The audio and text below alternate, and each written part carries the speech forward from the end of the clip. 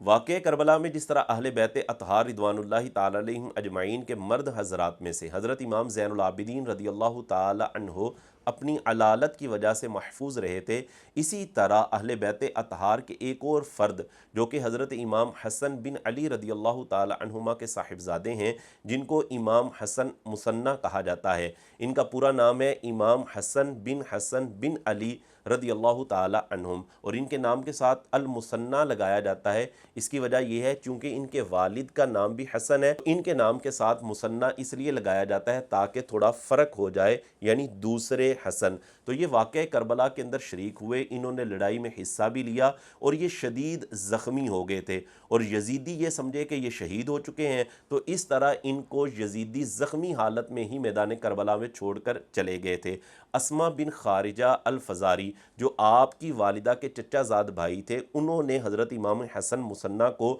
میدان کربلا کے اندر شدید زخمی پایا تو وہ اٹھا کر ان کو یہاں سے لے کر چلے گئے تھے۔ تو اس طرح حضرت امام حسن مثنیٰ رضی اللہ تعالی عنہ واقع کربلا کے اندر شریک بھی ہوئے ہیں، اور پھر شریک ہونے کے باوجود آپ محفوظ بھی رہے ہیں، یعنی آپ غازی کربلا ہیں۔ اور اس بات کو علامہ حافظ ابن حبان نے اپنی کتاب الثقات کی جلد نمبر 2 صفحہ نمبر 310 پر، اسی طرح علامہ مغلطائی رحمۃ اللہ تعالی علیہ نے اپنی کتاب اکمال تہذیب الکمال کے اندر ذکر کیا ہے۔ تو حضرت امام حسن مثنیٰ رضی اللہ تعالی عنہ واقع کربلا میں شریک ہوئے، اور پھر واقع کربلا میں شرکت کرنے کے باوجود محفوظ رہے، اور تقریباً 37 سال تک واقع کربلا کے بعد آپ زندہ رہے ہیں۔ اور آپ کا نکاح حضرت امام علی مقام امام حسین رضی اللہ تعالی عنہ کی صاحبزادی حضرت فاطمہ بنت حسین رضی اللہ تعالی عنہما کے ساتھ ہوا ہے، کہ جن کو فاطمہ صغریٰ کہا جاتا ہے۔ اس میں یہ بات بھی میں عرض کرتا چلوں کہ بعض لوگ یہ کہتے ہیں کہ فاطمہ صغریٰ جو تھیں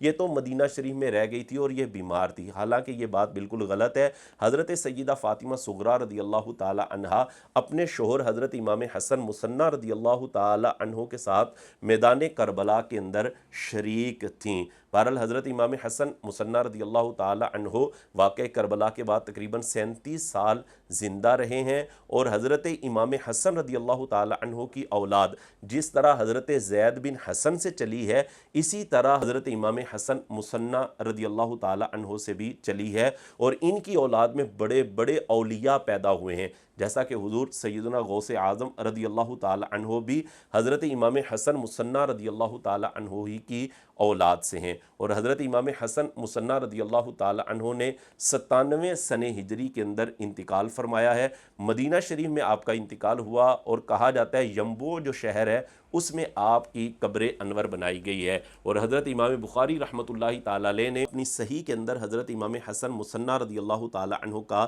ذکر کیا ہے۔ باب امام بخاری لے کر آئے ہیں، باب ما یکرہ من اتخاذ المساجد علی القبور۔ اس میں حضرت امام حسن مثنیٰ رضی اللہ تعالیٰ عنہ کا ذکر امام بخاری اس طرح کرتے ہیں کہ لما مات الحسن بن الحسن بن علی رضی اللہ عنہم ضربت امرأتہ القبۃ علی قبرہ سنۃ، کہ امام حسن بن علی رضی اللہ تعالیٰ عنہم جب انتقال کر گئے تو ان کی زوجہ نے ان کی قبر انور پر 1 سال تک خیمہ لگائے رکھا تھا۔ تو حضرت امام بخاری رحمۃ اللہ تعالی علیہ نے حضرت امام حسن مثنیٰ رضی اللہ تعالی عنہ کا اس طرح ذکر کیا ہے۔